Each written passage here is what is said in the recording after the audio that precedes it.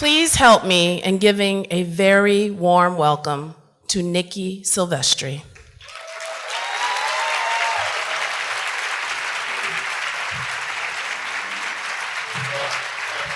Hello. Lower the mic. Still short, still short. It is just incredible to be here. I can't emphasize that enough. To be in a room, I was concerned about bringing little man, But then I'm here and I hear babies crying and I'm not self-conscious. And I can whip my boob out and I'm not self-conscious. It's just, give yourselves a round of applause for that. Man, it's amazing.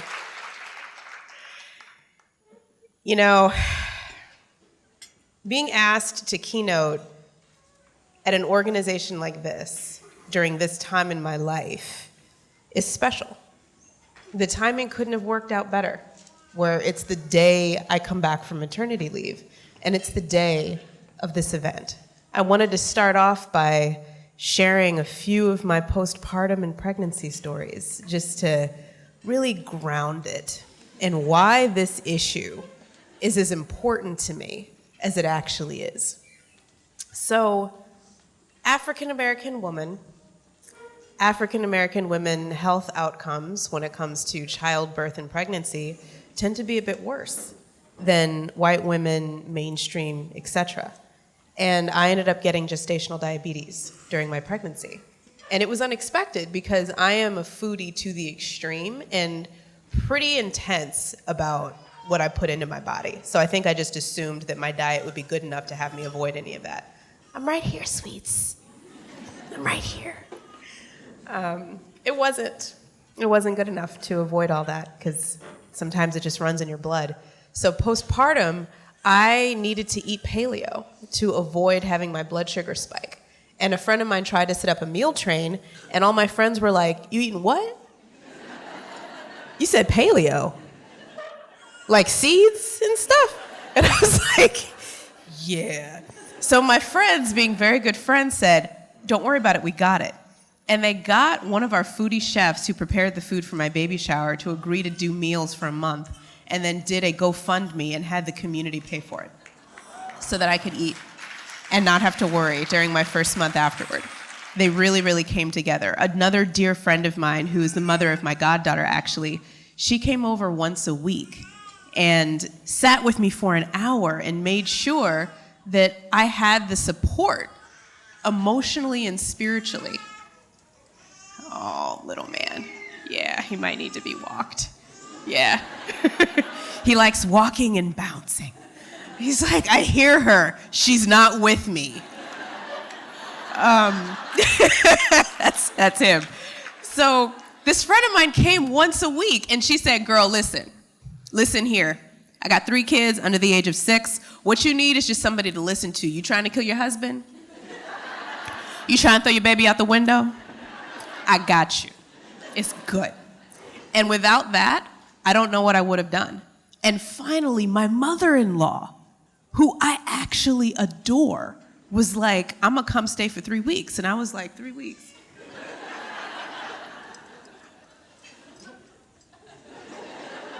In the house, though? She was like, "No, I'm gonna stay with the neighbors." And I was like, great. She stayed with the neighbors, she cooked, she cleaned. She was like, "What you need? You want some brownies? Okay, you said paleo brownies. And they made out of almond butter? I got you. Give me the recipe. I'm gonna try it out." It was amazing. I had incredible support. And then it stopped because postpartum was over, right? And it's another reason why communities like this are so important, because community doesn't end when those time periods end.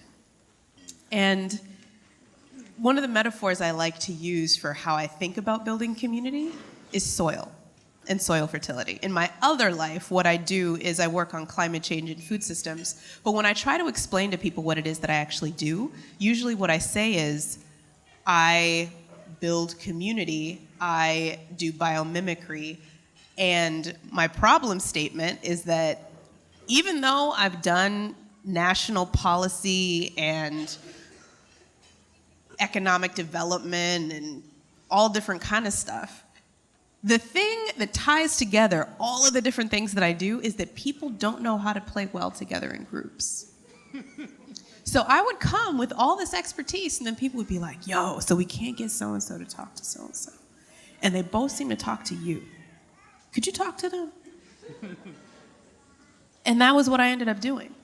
Until finally, when I got deep into soil nerds, any soil nerds? Kente, I know you must soil nerd over there, you know what I'm saying, girl? Finally, when I got into soil, what I realized is that this is a perfect thing to talk about building community. Not in the traditional terms. When we talk about soil health and soil fertility, the way that I think about it is just strengthening the relationships between the beings that are in the soil. If you do that and you make those relationships more complex, you have fertility. It's also a wonderful way to think about building community. When I was pregnant, I started thinking about my body and how similar it was to soil. The plains took 10,000 years to build. They took 100 years to destroy.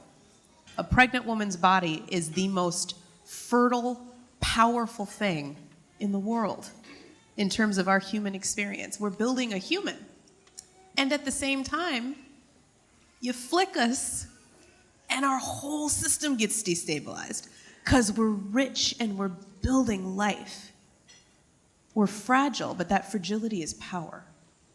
And it's another reason why community is so important, because fragility is power. New families, no matter how families come into being, new families are these delicate ecosystems. It took us 4.5 years to get pregnant, so I know what it's like to be kind of a diverse family, and it wasn't through the usual means. It's an ecosystem, those people, when you're a new family. And in that ecosystem, sometimes just a flick can knock it off balance. The 3rd week postpartum, I was sitting there shaking, tears streaming down my face, but I was also numb, couldn't feel anything. And I looked at my husband and I told him, I'm thinking divorce right now. And every new mom that I've talked to said, you are not allowed to get a divorce in the first year of having a child. So it's only 3 weeks in. It's a little concerning.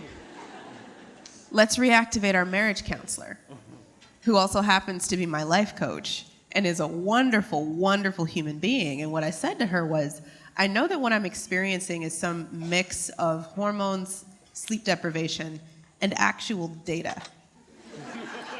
And I want the data. The sleep deprivation and the hormone imbalance feel like they're interfering with my ability to neutrally just say things like, we might need to make some changes now that we have a new human.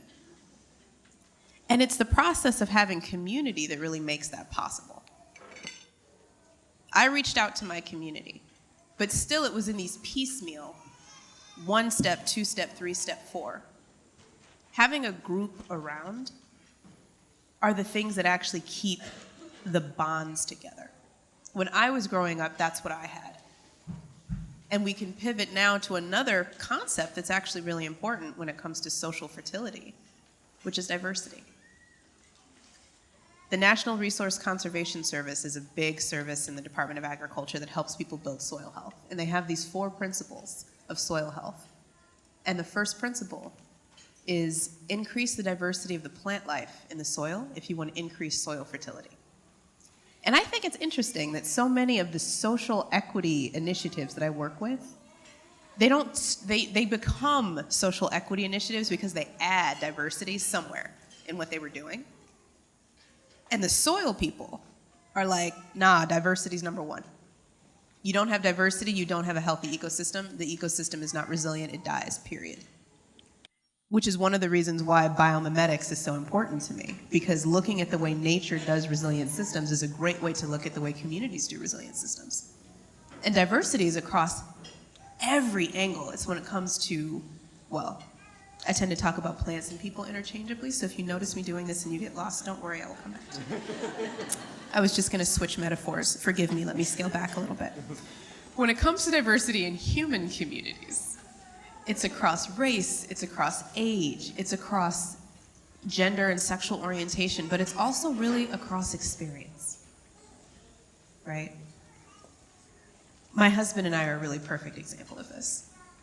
He is a white man from Oregon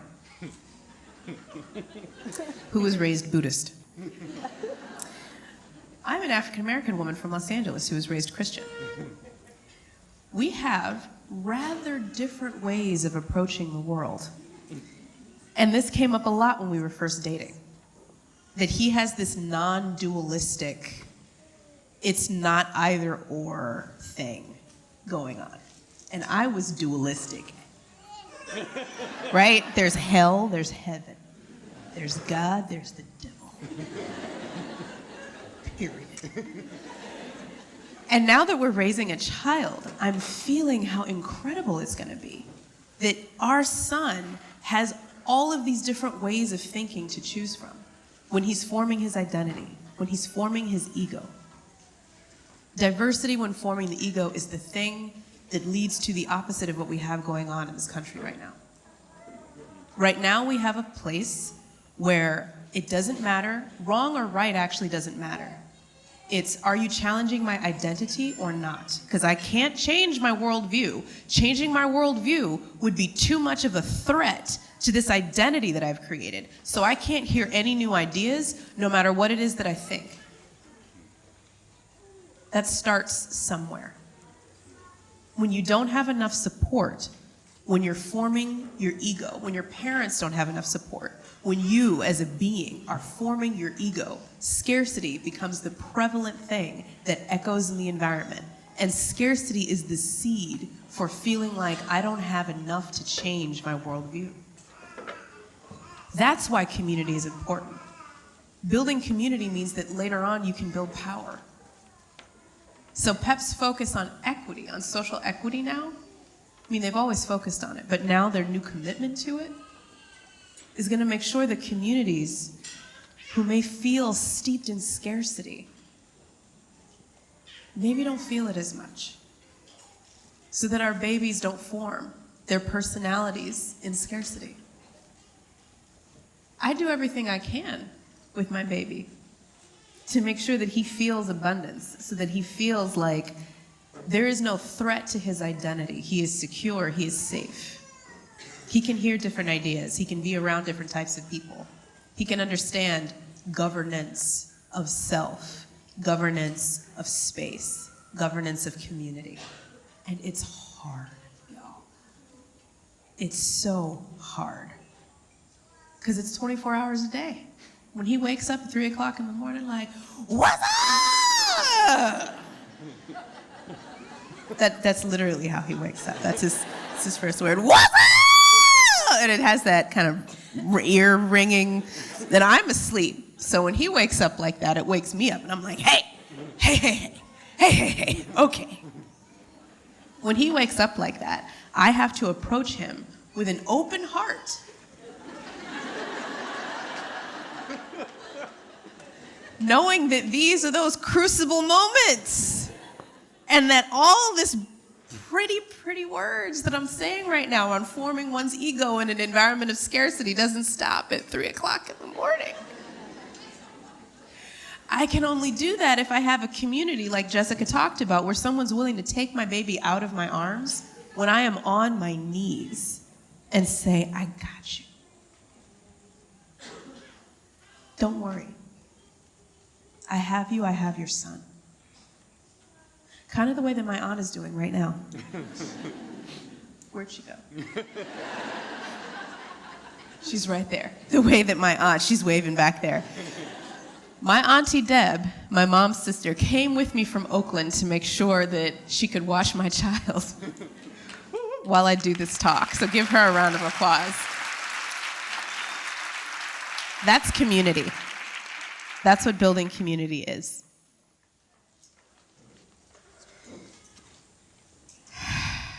It's a deep wish of my heart that we all have the kind of community that allows us to not be in scarcity.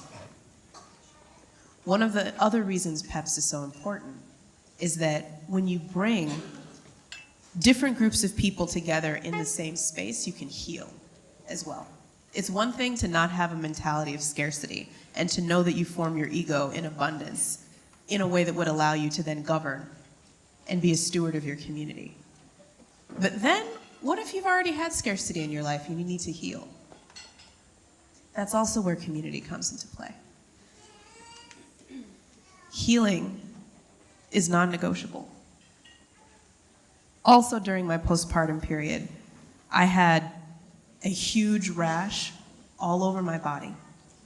Apparently, it's called a PEPS rash, which is not cool at all.